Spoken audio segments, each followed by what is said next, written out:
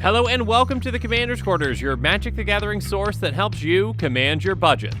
This show and episodes like this one are possible thanks to viewers like you. If you're looking for an easy way to help support this show, make sure that you like, share, and subscribe. Also, hit that bell notification icon so you don't miss any new episodes. You can also go check out our playmats and other merchandise at thecommandersquarters.com. Another easy way to support this show is with our TCG player affiliate links. So whether you're buying a deck or individual cards, you can use this general link right here or one in the description. And the final way that you can support this show is by supporting us directly by becoming a patron. There are many benefits to being a patron, and I truly couldn't do this without all their support.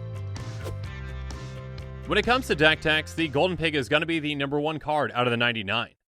But every Commander player knows that the real star of the show is the Commander itself.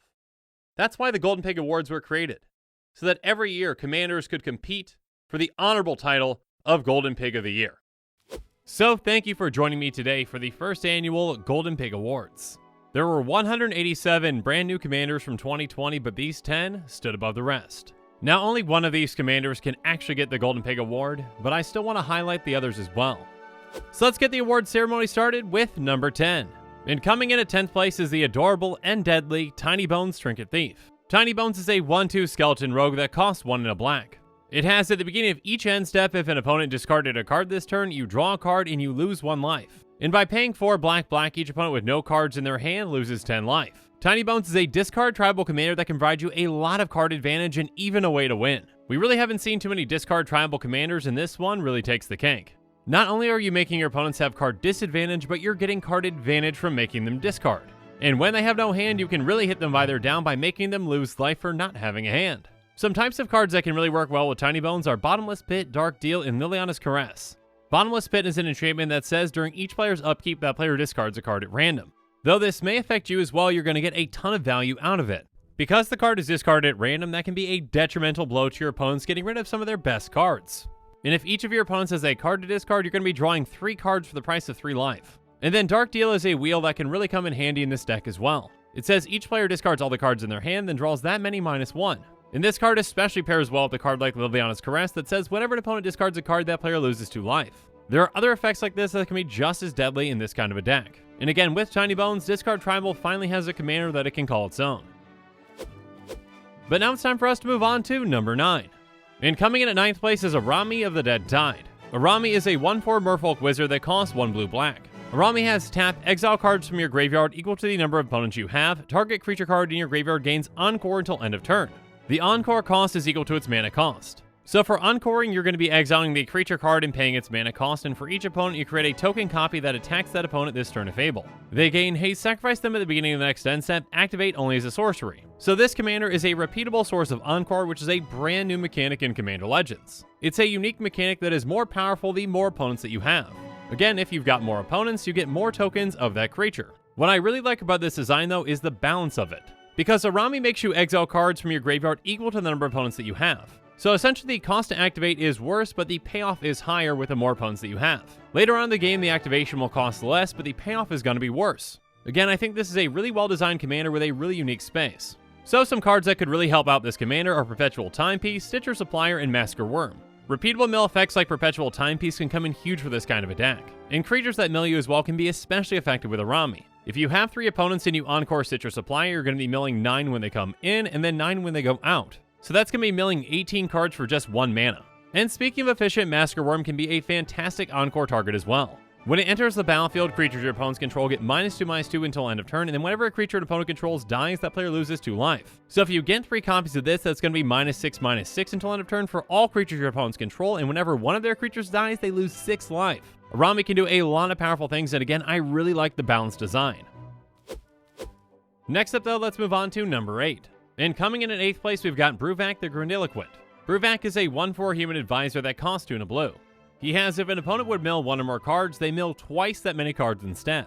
So first of all, I believe this was one of the very first cards to actually mention the word mill. Previously, mill was a magic slang term, and now it's been solidified as an actual magic keyword. Now, mill is considered by many to be a less optimal strategy based on the fact that you've got 3 players and everyone's got 100 cards each in their deck, so it's a lot harder to mill someone in this kind of a format than, say, standard. But Bruvac might be just what mill needed, doubling up all the milling effects. Mill is a strategy that many players are passionate about, and they were really excited to see Bruvac. So go grab all your favorite mill cards because Bruvac makes them doubly effective now. Cards like Psychic Corrosion, Fraying Sanity, and Traumatize can really come in huge for this kind of a deck. Psychic Corrosion is going to mill each opponent 2 whenever you draw a card. Fraying Sanity is going to double up the mill on 1 enchanted player. And with Bruvac in play, Traumatize is going to completely mill 1 player out. Again, Bruvac might be just what mill needed, and I was really happy to see it printed. But now it's time for us to move on to number 7. And coming in at 7th place, we've got Belbe, Corrupted Observer. She's a 2/2 zombie elf that costs black-green. She has at the beginning of each player's post-combat main phase, that player adds colorless colors for each of your opponents who lost life this turn. Belbe is a unique design for a Golgari commander, and it's one that can really help you or really hurt you. In a magical Christmas land setting, you can have access to 9 mana on turn 3. Turn 1, you play something that can make your opponents lose life. Turn 2, you play Belbe, and turn 3, profit.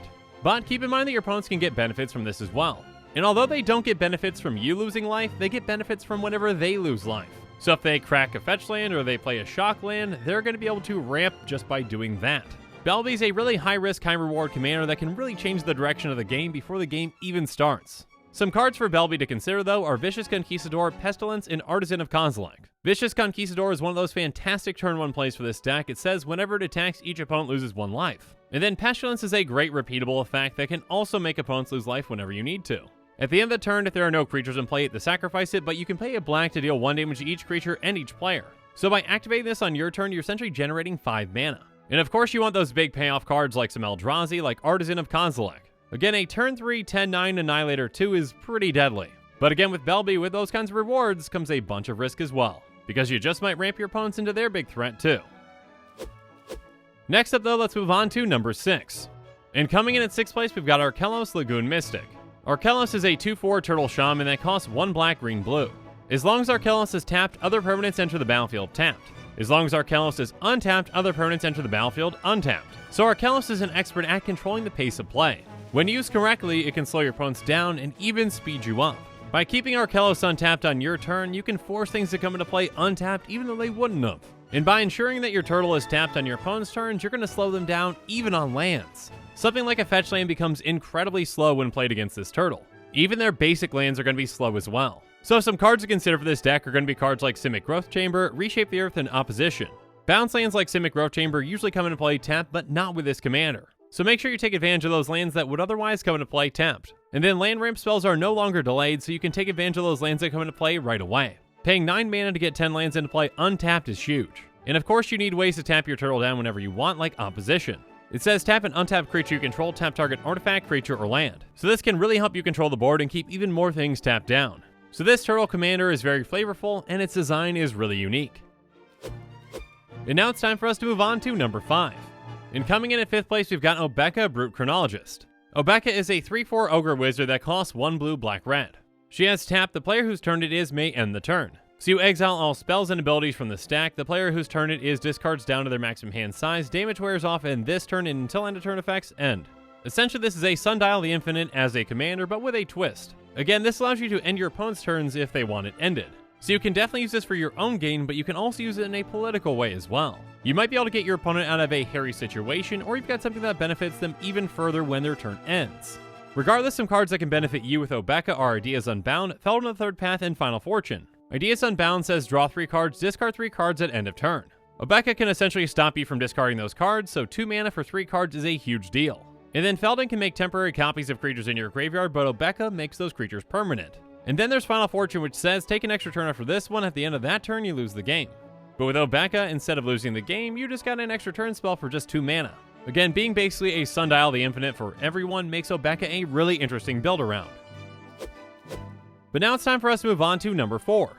And coming in at 4th place, we've got Krark the Thumbless. Krark is a 2/2 goblin wizard that costs 1 and a red. He has whenever you cast an instant or sorcery spell, flip a coin. If you lose the flip, return that spell to its owner's hand. If you win the flip, copy that spell and you may choose new targets for the copy. On top of that, Krark has Partner. So with this Partner commander, you're either going to have a big payoff or a big whiff when you cast an instant or sorcery spell. But there are actually plenty of ways to make sure that you're getting a payoff no matter what the result of that coin flip is. So Krark can be a fantastic commander for a spellslinger deck that's very low to the ground that can take advantage of casting a lot of spells. So some cards to consider are going to be Expedite, Young Pyromancer, and Double Vision. Cheap cantrips like Expedite can be a huge factor for this deck. If you lose the flip, no big deal, you can cast it again for cheap. And if you win the flip, you can draw 2 cards for just 1 mana. and losing the flip might actually be a good thing when you've got things like Young Pyromancer in play. It says whenever you cast an instant or sorcery spell, create a 1/1 red elemental creature token. So you cast your Expedite, you lose the flip, it goes back to your hand, you cast it again, you lose the flip, it goes back to your hand, and so on and so forth. The more you cast that card, the more elementals you get. And then a card like Double Vision can give you even more value from your spells. It says whenever you cast your first instant or sorcery spell each turn, copy that spell. You may choose new targets for the copy. Krark is a really unique commander that can take advantage of a lot of quirky spells. But now it's time for us to move on to number 3. And coming in at third place is Ghen, Arcanum Weaver. Ghen is a 2/3 human wizard that costs red, white, black. By paying red, white, black and tapping him, you sacrifice an enchantment, and then you return target enchantment card from your graveyard to the battlefield. So this is a Mardu commander that focuses on enchantments, which we really haven't seen before. And a commander that can exchange enchantments on the fly is one that is really interesting to build around. And the direction that really interested me the most the second that I saw this was curses. Curses can be incredibly effective on one player, but once that player dies, all those go away. But a commander like Ghen can essentially make it so that those curses are going to be coming back. Some cards that I consider for Ghen though are Curse of Misfortunes, Delaying Shield, and Necromancer's Covenant. Curse of Misfortunes is a curse that gets more curses, so yeah, it's good in a cursed deck. And then Delaying Shield is a card that Ghen can really take advantage of. It says if you would be dealt damage, put that many delay counters on Delaying Shield instead. And then at the beginning of your upkeep, remove all delay counters from Delaying Shield. For each delay counter removed this way, you lose 1 life unless you pay 1 and a white. So basically, take your damage, get counters on this, and then just ditch it with Ghen. And then enchantments with ETBs can really help out as well, like Necromancer's Covenant. When it enters the battlefield, you're going to exile all creature cards from target player's graveyard, then put a 2/2 black zombie creature token onto the battlefield for each card exiled this way. So this can make you an army of zombies, then you can sacrifice it and get it back, and then make more zombies, and so on and so forth. Ghen can be taken in a lot of different directions, and I think it's a really exciting Mardu commander. But now it's time for us to move on to number 2. And coming in at second place, just barely missing the award, is Yurlok of Scorched Thrash. Yurlok is a 4/4 Viashino Shaman with Vigilance that costs 1 black, red, green. He has a player losing unspent mana causes that player to lose that much life, and by paying 1 and tapping him, each player adds black, red, green. With Yurlok, Mana Burn is back. Mana Burn is an old school rule that was gotten rid of at one point, but Yurlok says, nope, Mana Burn is here to stay. And on top of that, Yurlok's got a little gift to give everyone. It's called mana, but you're probably not going to be able to use it, and it's going to burn you. So with a Yurlok Mana Burn deck, you're going to want to give your opponents a lot of mana that they can't use. Some cards that can really help out are Tectonic Instability, Leyline of Abundance, and Instill Energy. Tectonic Instability says whenever a land comes into play, tap all lands its controller controls. A deck like this wants to shut players down from using their own resources when they want to. So this and similar cards can come in huge. And then Leyline of Abundance says whenever you tap a creature for mana, add an additional green. So Yurlok's going to tap for even more mana now, and it actually allows you to combo with certain cards. But a non-combo card that can still be very effective is Instill Energy. It's going to give Yurlok haste, and you can actually pay 0 to untap Yurlok. Now you can only use this ability once and only during your turn, but still that's a huge effect. Again, the more unusable mana that you give your opponents, the more it's going to burn them. But as exciting of a new commander as Yurlok is, there's still one that stands above the rest. And that commander is going to be at first place, getting the coveted Golden Pig Award for 2020. And that commander is Rograkh, son of Rograkh. Rog is a 0/1 Kobold Warrior that costs 0, and it has First Strike, Menace, and Trample in partner. Rog is an incredibly unique commander, the likes of which we have never seen before. I never thought I'd see the day where we have a commander that costs 0 to cast.